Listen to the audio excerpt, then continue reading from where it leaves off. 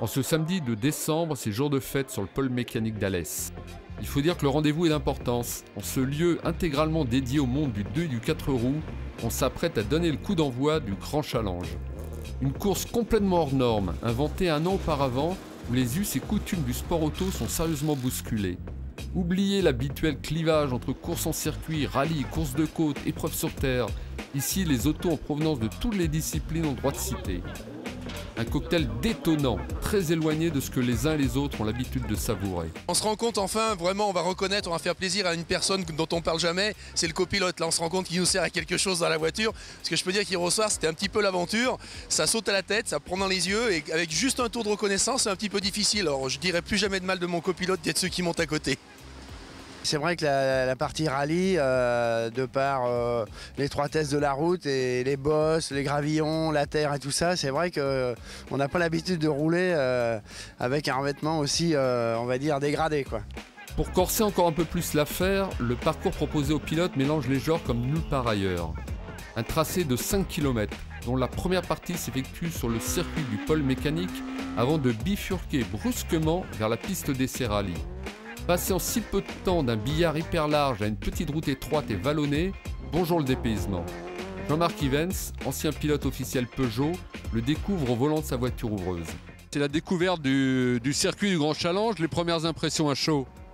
Bien, c'est vraiment à chaud. La spéciale, donc la spéciale du circuit fabuleuse, la spéciale, la vraie spéciale, très piégeuse, très glissante et très étroite. Surpris. Pour certains, le Grand Challenge est synonyme de cadeau de Noël.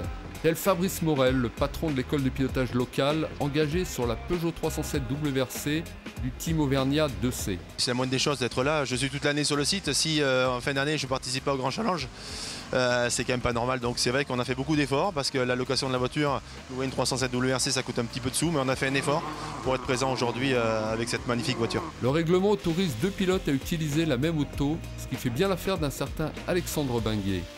Contraint à une inactivité forcée depuis plusieurs mois, l'ex-pilote de champion du monde ne cache pas son plaisir de reprendre le volant. Pour lui, la découverte ne se situe pas du côté de la 307 WRC, mais du terrain. On peut partager la même voiture avec Fabrice Morel. Ça se passe comment là? Il va y avoir échange d'informations entre vous? Ouais, je pense que lui connaît très bien le parcours contrairement à moi, et moi je connais très bien la 307 contrairement à lui. Donc c'est un échange de bons procédés, mais ça reste très... je veux dire, il n'y a pas de problème entre nous. D'autres profitent de l'occasion pour découvrir une nouvelle mécanique, à l'image de Germain Bonnefils, l'un des grands espoirs français du rallye, qui pilote la Clio R3, utilisait un certain Robert Kubica au rallye du Var. C'est vrai que pour nous, c'est un honneur de pouvoir piloter une voiture de champion à la hauteur de Robert Kubica. Donc on est vraiment satisfait de pouvoir faire ça. D'ailleurs, on remercie Renault de nous donner le volant de cette auto. C'est vrai que c'est nostalgique, c'est un grand pilote de F1. Donc nous, on est satisfait. C'est surtout ce qui m'a surtout surpris, c'est ce produit Clio R3 Maxi qui est vraiment exceptionnel en puissance, en confort de conduite, en facilité de conduite aussi. Un pilote officiel Porsche, ça s'exprime forcément au volant d'une Porsche.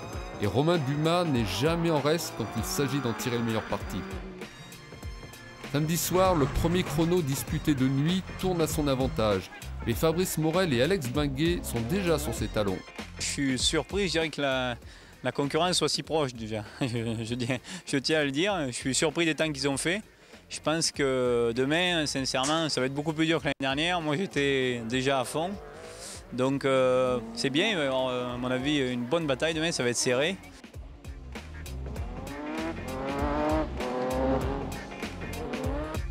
Dimanche matin, Alex Benguet se charge de remettre les pendules à l'heure.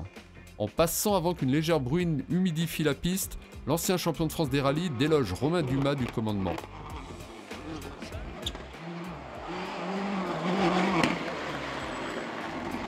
Derrière ce trio infernal, certains se chargent de démontrer le bien fondé du Grand Challenge.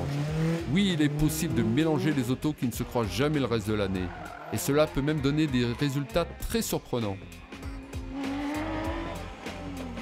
Ainsi, le triple champion de France de rallycross Gaëtan Serrazin, qui a fait plus de 1000 km pour découvrir le pôle d'Alès, signe le 4e chrono absolu sur une auto de sa discipline. On va dire la division 3, c'est la catégorie la plus libre en rallycross parce qu'en fait c'est un châssis tubulaire. Le moteur on le positionne où on veut.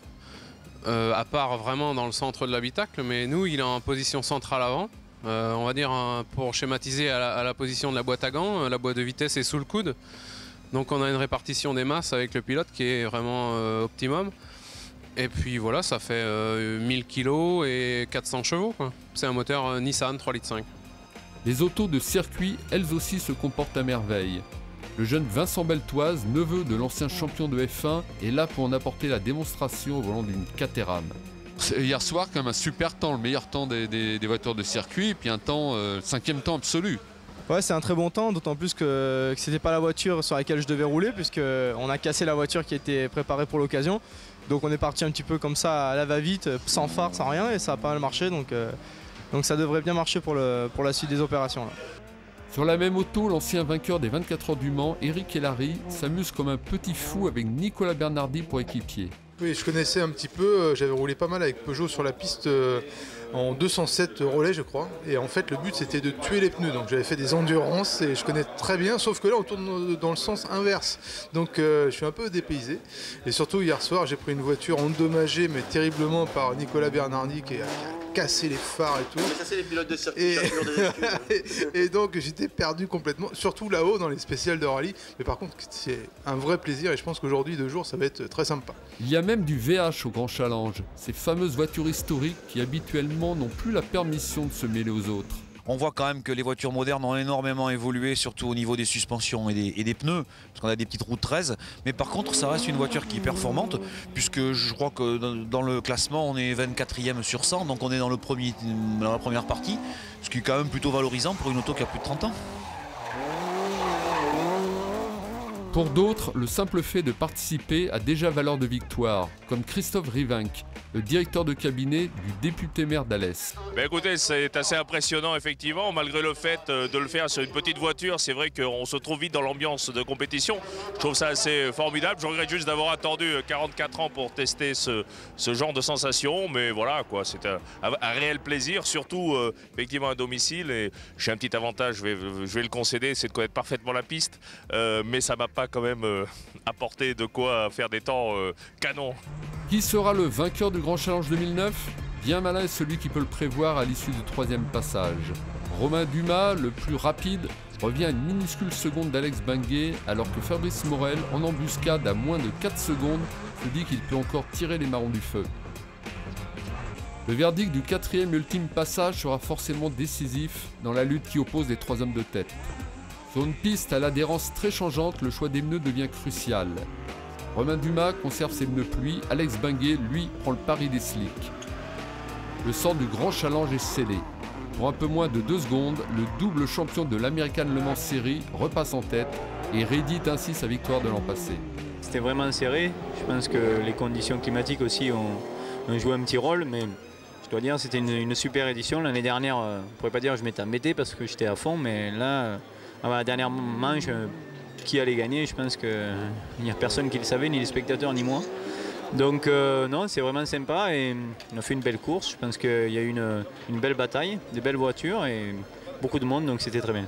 On était, je dirais, à peu près dans le coup tout de suite. Ça s'est bien passé pour nous ce matin, mais j'ai fait un petit mauvais choix de pneus dans le 4e et dernier passage. Et là, j'ai perdu du temps, c'est ce qui nous prive de la victoire. Mais bon, c'est le jeu ici. La météo n'était pas évidente aujourd'hui. Donc, mais je suis quand même content. On n'a pas fait de grosses fautes. Donc, c'est quand même un bon week-end. Avec ses 100 pilotes appelés à croiser le fer sur un parcours unique en son genre et sa dotation record de 10 000 € vainqueur, le Grand Challenge porte vraiment bien son nom. Et comme la Formule a déjà conquis le public, ce rendez-vous de fin de saison a toutes les chances de devenir un incontournable du sport automobile français.